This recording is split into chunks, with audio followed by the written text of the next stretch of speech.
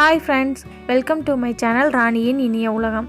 இன்றைக்கி நம்ம கேழ்வரகு கூழ் எப்படி செய்யலான்னு பார்க்கலாம். இது நம்ம பாரம்பரிய உணவுகளில் ஒன்று, ரொம்பவே ஆரோக்கியமானது. இந்த காலகட்டத்தில் எல்லாருமே பீஸா, பர்கர் அந்த மாதிரி நிறையா மாறிட்டாங்க. ஸோ நம்மளுடைய பாரம்பரிய உணவுகளை அறவே மறந்துட்டாங்க. இந்த மாதிரி உணவுகளில் எவ்வளோ சத்துக்கள் இருக்குது அப்படிங்கிறதையும், நம்ம முன்னோர்கள் இதை மாதிரி உணவுகள் சாப்பிட்டு எந்த அளவுக்கு ஆரோக்கியமாக ஸ்ட்ரென்த்தாக இருந்தாங்க அப்படிங்கிறதையும் நம்ம குழந்தைகளுக்கு நாம் தான் திரும்ப கற்றுக் கொடுக்கணும். ஸோ இது மாதிரியான உணவுகளை நம்ம குழந்தைங்களுக்கு நம்மளும் செஞ்சு கொடுக்கணும். இதை எப்படி செய்யலாம் அப்படிங்கிறதையும் இப்போ பார்த்துடலாம் வாங்க. மாவு நம்ம புளிக்க வச்சு கரைச்சி செய்ய போகிறோம். இப்போது இந்த கப்புக்கு 3 கப் அளவு நான் ராகி பவுடர் எடுத்துருக்கிறேன். முடிஞ்ச அளவு கடையில் பாக்கெட் வாங்குறத விட ராகியை வாங்கி நீங்களே காய வச்சு ரைஸ் மில்லில் அரைச்சி எடுத்து யூஸ் பண்ணுங்கள். அது ரொம்பவே நல்லது. இப்போ நான் கொஞ்சமாக மோர் ஆட் பண்ணிக்கிறேன் புளிக்க வைக்கிறதுக்காக. நீங்கள் மோர் ஆட் பண்ணல அப்படின்னா புளிச்ச தண்ணி அப்படின்வாங்க. அதாவது நம்ம சாதம் வடிப்போம் இல்லையா, அந்த வடு தண்ணியில் ஒரு 2-3 டம்ளர் தண்ணி ஊற்றி கொஞ்சம் உப்பு போட்டு ஒரு 2-3 நாளைக்கு வச்சுட்டுனா அந்த தண்ணி நல்லா புளிச்சிடும். அந்த தண்ணியை ஊற்றியும் இதை கரைச்சி எடுத்து வச்சுக்கலாம். அப்படி இல்லைன்னா பழைய சாதத்தில் உள்ள தண்ணியை வச்சு இதை கரைச்சி புளிக்க வச்சுக்கலாம். இது முதல் நாள் நைட்டு நீங்கள் இப்படி கலந்து புளிக்க வச்சுக்கோங்க. அப்படி இல்லாட்டி காலையில் கலந்து புளிக்க வச்சுட்டு நைட்டு இதை கிண்டுறது தான் இந்த மாவு புளிச்சு நல்லாயிருக்கும். இந்த மாதிரி புளிக்க வச்சு கிண்டுறதுனால கிண்டி நீங்கள் 2-3 நாளைக்கு வெளியிலே வச்சு கூட சாப்பிட்லாம். கைப்படாமல் வச்சுருந்திங்கன்னா அது நல்லா அப்படியே இருக்கும். முன்னாடிலாம் இப்படி தான் ஒரு பானை கிண்டி வச்சுருவாங்க, 2-3 நாளைக்கெலாம் சாப்பிடுவாங்க அப்படின்னு சொல்லுவாங்க. ஸோ இது ரொம்ப டேஸ்ட்டாகவும் இருக்கும் அந்த புளிப்பு இருக்கிறதுனால. இப்போ இந்த மாதிரி ஒரு தோசை மாவு பதத்தை விட நல்லா தண்ணியாக நம்ம கரைச்சி எடுத்து வச்சிடலாம். இது ஒரு 8 மணி நேரம் இப்போ நம்ம ஊற வச்சிடலாம். இப்போ நான் மூடி போட்டு மூடி வச்சிடறேன். இப்போ நான் நைட்டு கரைச்சி எடுத்து வச்சுட்டேன். மறுநாள் காலையில் தான் இதை செய்ய போகிறேன். இப்போ பாருங்கள், மாவு நல்லா புளிக்க வச்சு நம்ம எடுத்து வச்சாச்சு.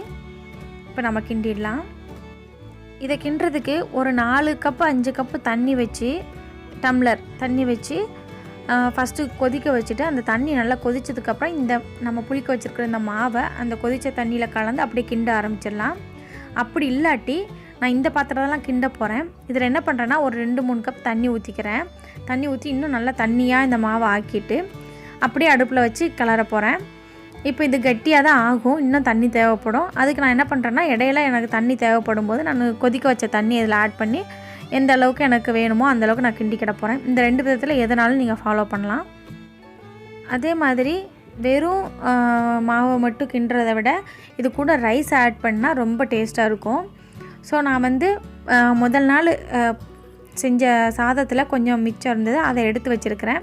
அப்படி இல்லாட்டி நான் சொன்னேன் இல்லையா 4 கப் தண்ணி வச்சு நீங்கள் கொதிக்க விடுங்கன்னா அதில் கொஞ்சம் ரைஸ் போட்டு கொஞ்சம் வேக வச்சுட்டு அந்த ரைஸ் நல்லா வெந்ததுக்கப்புறம் இந்த நீங்கள் மாவை கலந்து கிண்டிக்கலாம்.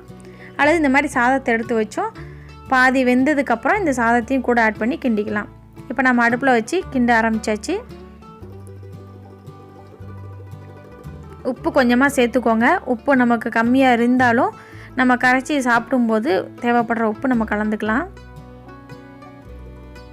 நான் கொஞ்சமாக உப்பு ஆட் பண்ணிக்கிறேன். இப்போ அடுப்பை சிம்மில் வச்சேமோ நல்லா கிளறிக்கிட்டே இருங்க, இல்லாட்டி அடி பிடிக்க ஆரம்பிச்சிடும், கட்டி ஆகிடும். ஸோ கிளறிக்கிட்டே இருக்கணும். பாருங்கள், கொஞ்சம் சூடாக நல்லா கெட்டியாக வர ஆரம்பிச்சிருச்சு. இந்த ஸ்டேஜில் பார்த்திங்கன்னா நல்ல பொங்கல் நம்ம குலைவாக வர்றதுக்காக எப்படி கிண்டுவோம் அந்த மாதிரி துடுப்பு வச்சு நல்லா கிண்டிக்கிட்டே இருக்கணும், இல்லாட்டி கெட்டியாக ஆக ஆரம்பிச்சிடும். இப்போ நல்லா பாதி அளவு வெந்துருச்சு. அந்த ராகியோட வாசமும் அந்த புளிப்போட வாசமும் சேர்ந்து நல்லா வர ஆரம்பிச்சிருச்சு. இப்போ நான் 2 கப்பு தண்ணி இதில் ஆட் பண்ணிட்டேன். அதனால தான் இவ்வளோ லூஸாக இருக்குது, இல்லாட்டி இன்னும் டைட்டாக கட்டியாக இருந்திருக்கும். இன்னும் கொஞ்சம் தண்ணி ஆட் பண்ண வேண்டியதான் வரும். நான் இடையில ஆட் பண்ணிக்கிட்டு தான் இருக்கிறேன்.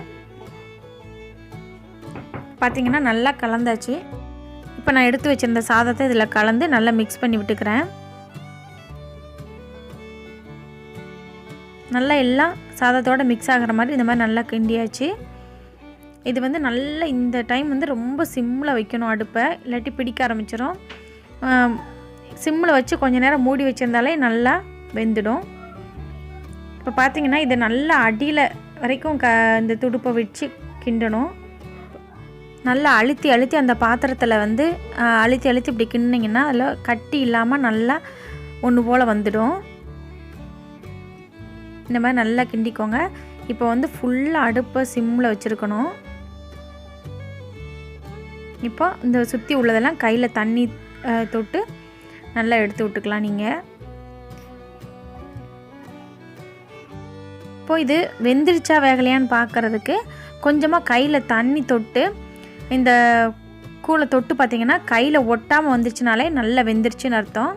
இப்போ எனக்கு இதுவே போதுமானது. இருந்தாலும் நான் கொஞ்சம் வேக வைக்கணும் அப்படின்னு நினைக்கிறேன். ஸோ வந்து பார்த்திங்கன்னா அடுப்பு ஃபுல் சிம்மில் தான் வச்சுருக்கேன். இங்கே பார்த்தாலே தெரியும் உங்களுக்கு. பாருங்கள், ஃபுல் சிம்மில் வச்சுருக்கிறேன். இந்த மாதிரி வச்சு நான் ஒரு 5 மினிட்ஸ் மட்டும் மூடி போட்டு மூடி வச்சிட போகிறேன். இப்போ பாருங்கள், நல்லா வெந்துடுச்சு. இப்போ இந்த மாதிரி கன்சிஸ்டன்சிக்கு இது இருக்கணும். அப்போ தான் இன்னும் ஆறும்போது இன்னும் கொஞ்சம் கட்டியாகும், நமக்கு கரெக்டாக இருக்கும். இப்போ தண்ணி தொட்டு நான் இதை தொட்டு பார்க்குறேன். பாருங்கள், நல்லா வெந்துடுச்சு. ஸோ இதுவே போதுமானது. இப்போ சுற்றி உள்ளதெல்லாம் தண்ணி தொட்டு வலிச்சு விட்டு நம்ம அப்படியே அடைச்சி வச்சிடலாம். பாருங்கள், ஆறுனதுக்கப்புறம் இந்த அளவுக்கு நல்லா கெட்டியாக வந்துருச்சு. இதில் கொஞ்சமாக மோர் ஆட் பண்ணி நம்ம ஒரு 2 கப் அளவுக்கு தண்ணி சேர்த்துக்கலாம். சிலர் வந்து ரொம்ப தண்ணியாக குடிப்பாங்க.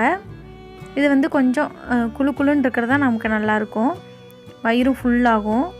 வந்து கிளாஸில் குடிக்கிற அளவுக்கு வர அளவுக்கு கரைச்சிக்கோங்க. அதுவே கரெக்டானதாக இருக்கும். கரைச்சிட்டு நான் உங்களுக்கு காட்டுறேன். பார்த்திங்கன்னா இந்த அளவுக்கு நான் கரைச்சிருக்கிறேன். இது கிளாஸில் குடிக்கிறதுக்கும் வரும். நல்லா ஸ்பூன் வச்சும் குடிச்சிக்கலாம். அந்த மாதிரி இதை விட தண்ணியாக இருந்தால் நமக்கு வந்து வயிறு ஃபுல்லாகவே ஆகாது. ஏதோ தண்ணி குடித்த ஃபீலிங் தான் இருக்கும். சூப்பரான ராகி கூழ் ரெடி.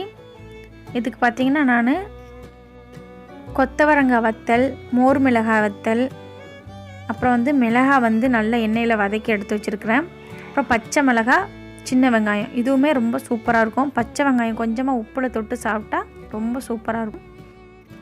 இதே மாதிரி நீங்களும் செஞ்சு பார்த்து எப்படி இருக்குங்கிறத கமெண்டில் சொல்லுங்கள். மறக்காமல் லைக் பண்ணுங்கள், ஷேர் பண்ணுங்கள், சப்ஸ்கிரைப் பண்ணிக்கோங்க. தேங்க்யூ ஃபார் வாட்சிங்.